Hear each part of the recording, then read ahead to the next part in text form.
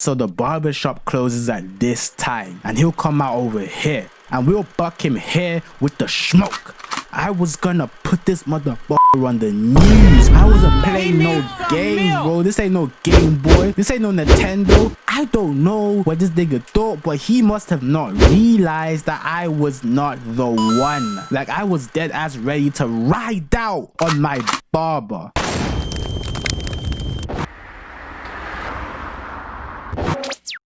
Growing up, there are two men that play very important roles in your life: your father and your barber.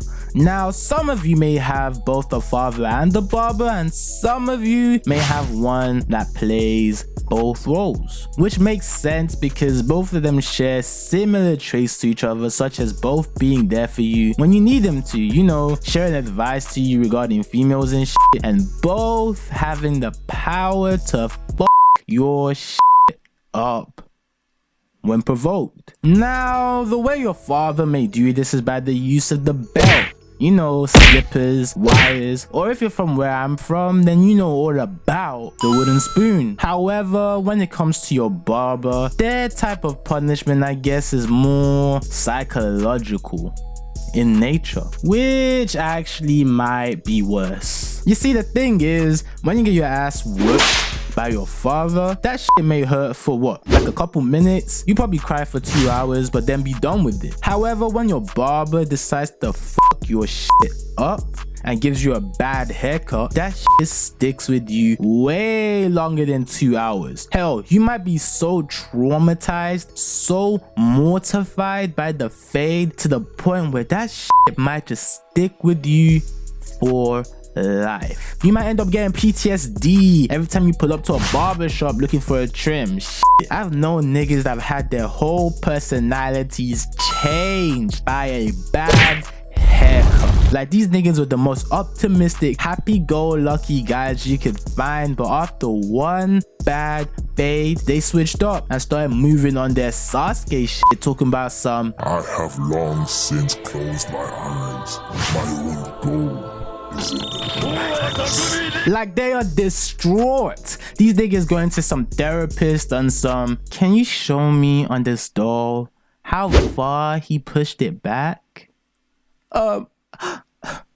He pushed it back here? Back here?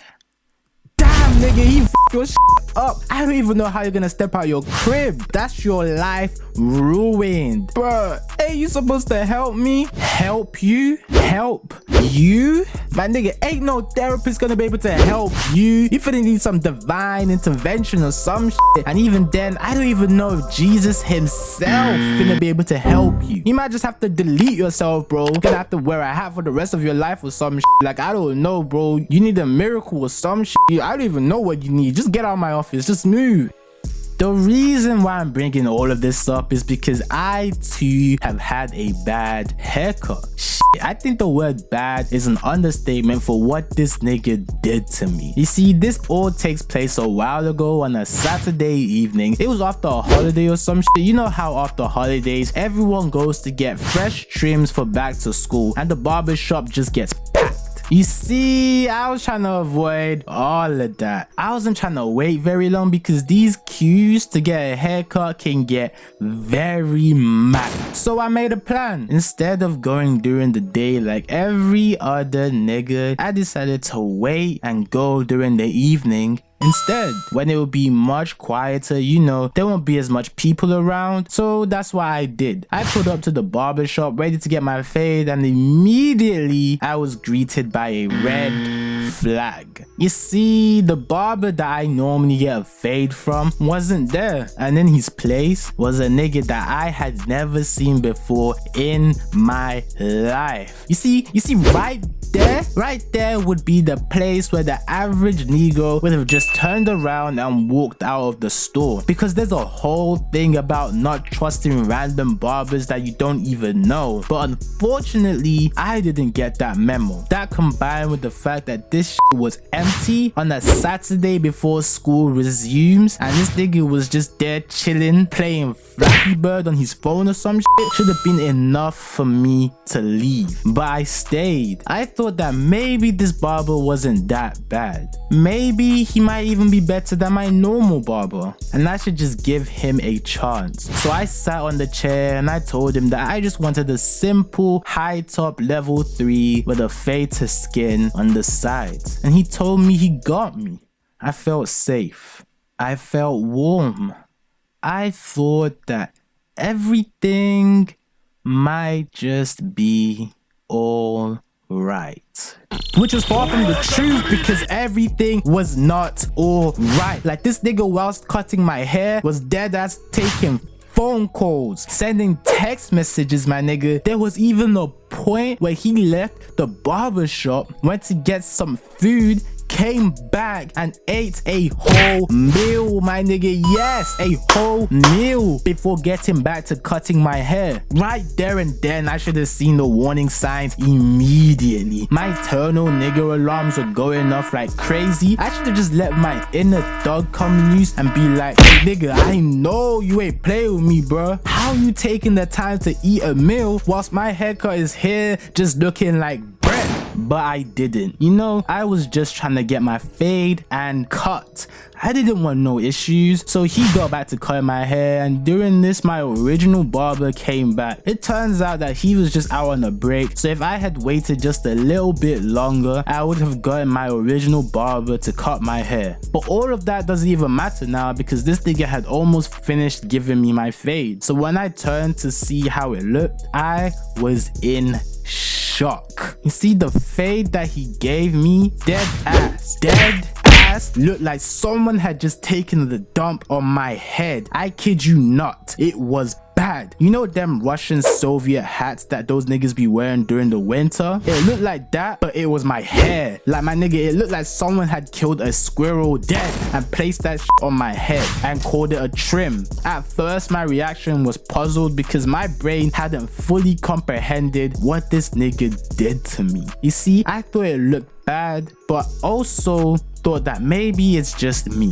Just because it looked a bit off for me doesn't really mean it's a bad trim, because in the past I had gotten trims that I didn't like and that I thought looked horrible, but turns out they were heat according to other people. Like, girls who never even gave me the time of day before would be like, damn, you look kinda cute. So I thought maybe it ain't that bad. But that all changed when I went to pay for the fade. So I went to my original barber to pay because he owns the store. And he looked me up and down and he started frowning. When this nigga started frowning, my heart sunk into my stomach. My chest started burning. It was like I was having a heartburn at the age of 15. Like, this nigga looked sad. He looked like someone had just slapped him in the face or some shit, bro. That fade was that bad that this man charged me half the price for it. Really and truly, I shouldn't even have paid a dime for this nigga to fuck my life up. But as I said, I was in shock. I was confused. I wasn't even thinking straight. So I just paid and left. It was when I got home and started analyzing the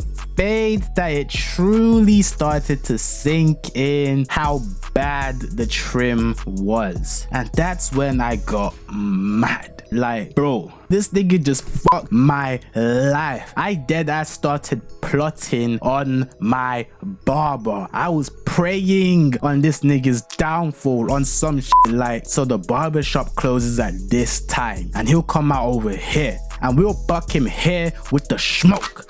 I was gonna put this motherfucker on the news. I wasn't playing no games, bro. This ain't no Game Boy. This ain't no Nintendo. I don't know what this nigga thought, but he must have not realized that I was not the one. Like, I was dead ass ready to ride out on my barber. But I didn't do shit. Like straight up, I didn't pull up. First of all, I was like what, 15 at the time, and the barber was a grown ass man. So even if I did pull up, I know for a fact that this nigga would lay my ass down. And secondly, the barber shop was far, so really and truly I wasn't trying to make that trek all the way there just to get my ass beat by a grown ass man. So I just had to firm it. I held that L. Now the thing that was bugging me the most about this whole fiasco was how my friends at school would react to the trim. This was when the dread started kicking in, because Monday was coming and I knew that these niggas would crucify me. But that will be in the part 2 of this video, because this video is already getting pretty long. So if you want to know what happens next, stay tuned for the part 2. Make sure you subscribe with notifications on so you know when it drops, and make sure you hit a like on this video because it helps the channel a lot. Also make sure you comment below because I do respond to every comment. And yeah, stay tuned for the next vid in a bit. See, we do what they never do, wonder why they hate. Show them love when I'm on the stage, girl just show them breast. Don't want hugs, wanna see you dance, then just bust a square, give the unks, yeah she fell in love. Just another black boy story, parent issues, drugs and mischief, that's what kids do.